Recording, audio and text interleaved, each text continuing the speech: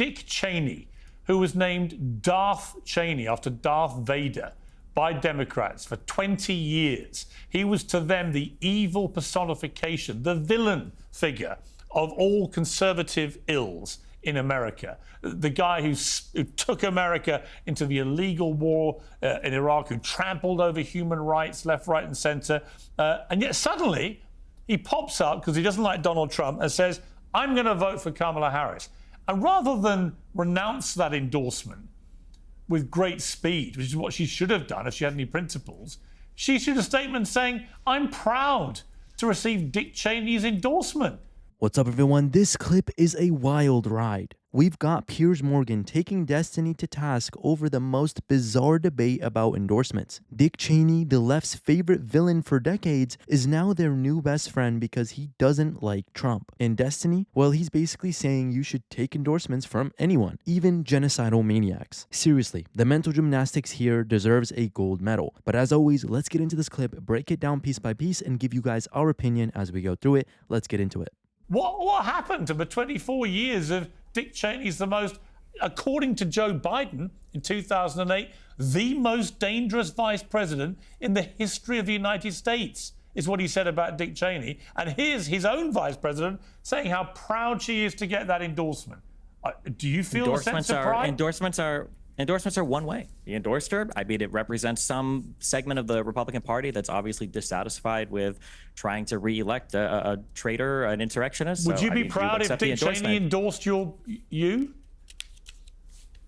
For running for president, you take any endorsement you can get, of course. Really? Just because somebody endorses you, just because somebody endorses you doesn't mean that you support their beliefs. You take any endorsement you can get. So if Adolf Hitler decides to offer an endorsement, you would accept it.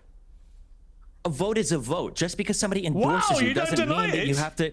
What does it mean to reject an endorsement? You literally take an endorsement from Adolf Hitler to win power?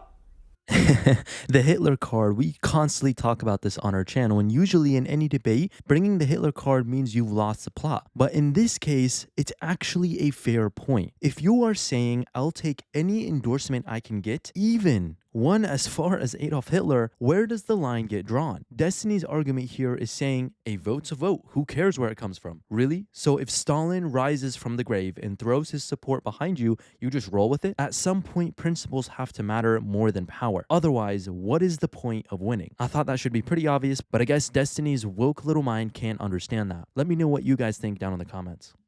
Well, right now I wouldn't because Hitler's dead. So I don't know what is the point. Do you have to go around and try to disavow different segments of voters that are voting for you? This is such a nonsense question. It's actually a very good question. It's a very good question. Absolutely not. But I'm going to bring in a living figure. If Kim Jong-un decided to offer an endorsement to Kamala Harris, should she accept it or not? When you say accept an endorsement, should she have a formal ceremony celebrating it? If Kim Jong-un today said, I endorse from North Korea Kamala Harris to be president of the United States, would you think she should accept that? Tell me what you mean when you say accept it. Should she tell him no, don't vote for me? Or don't, with Dick Cheney, she issued a statement saying how proud she was that he endorsed her. And that staggered me, given what a hate figure Cheney has been for 3 decades or more to liberals, progressive liberals. Here's one of the most progressive, if not the most progressive liberal Democrat nominee in American presidential history, saying how proud she is that Dick Cheney endorsed her. So my question to you was frivolous to start with. Would you accept Hitler's endorsement for a candidate? And you said, absolutely. We didn't dispute it. And then you said, but he's dead. So then I said, well, what about Kim Jong-un or President Xi or Vladimir Putin or the Ayatollah Khomeini? I mean, at what point do these endorsements, if you accept them proudly, become actually disgraceful slurs on your own integrity? This is a nonsense question. And I remember back in 2008, I watched Ron Paul get hit with the same question. When I was a young college kid, I used to be a libertarian. I think it was some KKK organization or something that came out. They supported Ron Paul. And people were saying, Ron Paul, do you disavow the endorsement from the KKK leader? And Ron Paul said, you know what? If people want to vote for me, that's fine. I'm not going to tell people not to vote for me. Just because somebody endorses me doesn't mean that I support all the views of that person. You would agree with that, right? No, if somebody endorses you, doesn't mean you support. Sorry, no, I would say, no, if the KKK want to endorse me, I will publicly denounce that endorsement and say, I want nothing to do with it. That is called being a civilized human being. You appear, Destiny, correct me if I'm wrong, to be of the view that literally any endorsement that helps you win power is absolutely fine, even if they're genocidal maniacs. I don't know if I would consider Dick Cheney to be a genocidal maniac. He was literally called that. Vote for you, He's literally was called that when they called him Darth If somebody Cheney. wants to vote for you, this is an absurd standard. If somebody wants to vote for you, then allow them to vote for you. If their fans want to vote for you, then allow them to vote for you. Why would you sit here and fight against an endorsement for a vote? Well, okay, let me go to somebody who actually Absolute needs... nonsense. Okay, well, I don't agree with you. I think you've just discovered you've opened a can of worms and you can't work out a way to get out of it. Let me bring in Jill Steiner. I mean, Jill, if you got an endorsement from Dick Cheney or the Ku Klux Klan or Vladimir Putin, a public endorsement, what would your reaction be? I would publicly reject it, but let me say, I think more important than the endorsement is the fact that the policies of Dick Cheney, you know, his neocon approach to our foreign policy, his endless war machine, you know, his very hostile, you know, it's like fight first and ask questions later. I think that's the core of the problem right here, is that the Democrats have very much adopted the agenda of Dick Cheney and the Republican war machine. That is the more critical problem here than the endorsements. But yes, absolutely, I would certainly reject those endorsements. I mean, we've got a picture. But the real problem here is that the Democrats have really adopted the policies of the Republicans. I want to show a picture. This is a... I'm not sure if you guys heard that, but she said, but the real problem here is that the Democrats have really adopted the policies of the Republicans. She said the quiet part out loud. The Democrats adopting Republican policies isn't some shocking revelation. It's been happening for years. But what's hilarious is that the left acts like they're so morally superior when literally embracing the same war hawk strategies they used to condemn. Cheney's endorsement is just the cherry on top of this hypothetical sundae. They spent years painting him as the devil, and now they're shaking his hand and saying, welcome to the team. It's like a bad sitcom plot, and we're all stuck watching. This is a view with a world leader. Let's take a look. It's you sitting at a table with Vladimir Putin. So if Vladimir Putin offered you an endorsement, what would you say? I would absolutely reject it. And I was there actually at a conference in order to challenge Vladimir Putin. Unfortunately, I didn't have an opportunity to talk with him because he sat at that table for about 10 minutes before he gave his speech in Russian. There were no introductions. There were no exchanges whatsoever, no conversations. The one person I could talk with was a former German foreign minister who is sitting to my right, Willy Wimmer.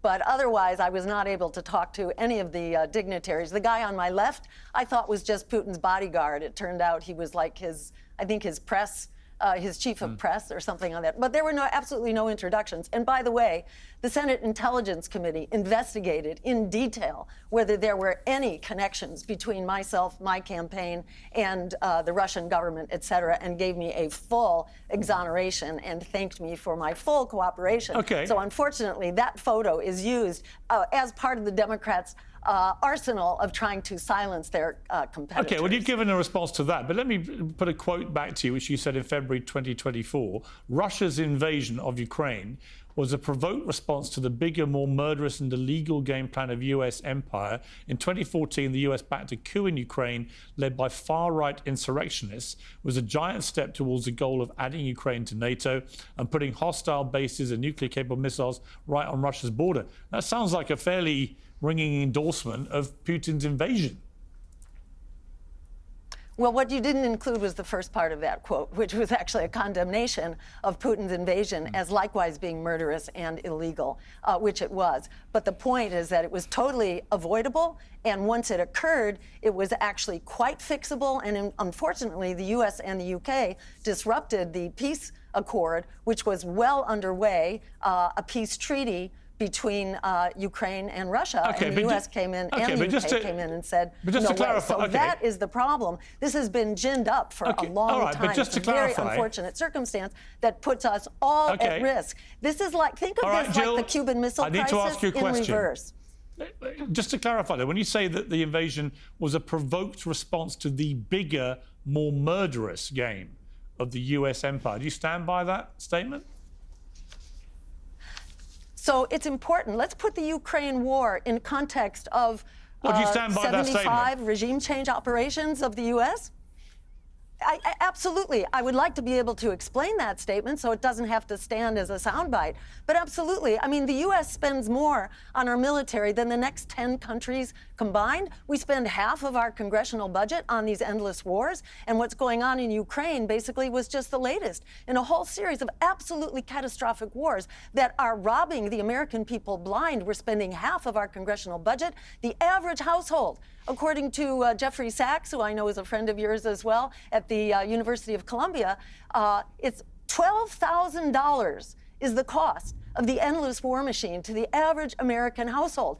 I actually love when Destiny stays quiet and makes the conversation a lot easier. But this is where the conversation gets real. Endless wars aren't about freedom or democracy. They are about profit. Both parties are in on it because it keeps the money flowing. Defense contractors get rich, politicians get donations, and the American taxpayer gets stuck with the bill. Meanwhile, the media spins it like we are the good guys saving the world. It's the biggest scam going on, and no one wants to talk about it because it's too profitable to stop. Imagine what we could do with that amount of money that each household is paying. Fix healthcare, improve schools, fix the thousands of issues that the US has. But nah, let's keep funding wars we will never win, because there is no winning war. Now, most Americans do not know what we are paying for this and what the risks are, because, as I was mentioning, this is the Cuban Missile Crisis I know what in you're reverse. paying for. And you may recall. I know what you're paying for. You're paying to preserve... You know what? I'm sorry? I think you're paying to preserve freedom and democracy, which is, by the way, what America's position in the world was for many, many decades, and very successfully. I want to bring in Javier here. Well, I mean, it's very interesting, no Javier. longer succeeding, shall we make that clear? We're getting into interesting moral mazes here. Destiny doesn't mind having endorsements from Adolf Hitler or Kim Jong-un. Jill, they're thinking that America somehow is more to blame, it seems, than Russia for the invasion of Ukraine and so on. How are we getting to these weird moral places? Why is there not just an agreed line between people of all sides that, yes, we defend freedom and democracy where we see it attacked and imperiled, and yes, actually endorsements from genocidal maniacs are not to be accepted? Because that would make too much sense, Piers. I mean, at this point, we've already seen that politics, both domestically and globally, it's all about division. It's all about getting us to point the finger at each other. And overall, it's just an L for all of society. I think you should not... When it comes to, I want to go back to when it comes to accepting that endorsement, you can also just remain silent as someone comes out and endorses you, because ultimately you do want those votes. But the way that the left has embraced Dick Cheney's endorsement is just hilarious to me, especially considering Joe Biden's on record saying that Dick Cheney was the most dangerous vice president of all time. And they spent 20 years calling him a war criminal and all these nefarious things. But then you have Bernie Sanders going out and saying how great of a thing it is that Dick Cheney endorsed Kamala Harris. But again, it just goes to show that this election is very much the people versus the system. And Kamala Harris is the representation of the system, and Donald Trump is representing the people. But when it comes to just the moral standard of all these different foreign entities and all these different just allegations of who's a war criminal and who is not, we are not focusing on what we can do to actually make people have a better quality of life here in America. The number one thing that is missing from modern political discussions is actual policy. Finally, a moment of clarity. Modern politics is like a reality show.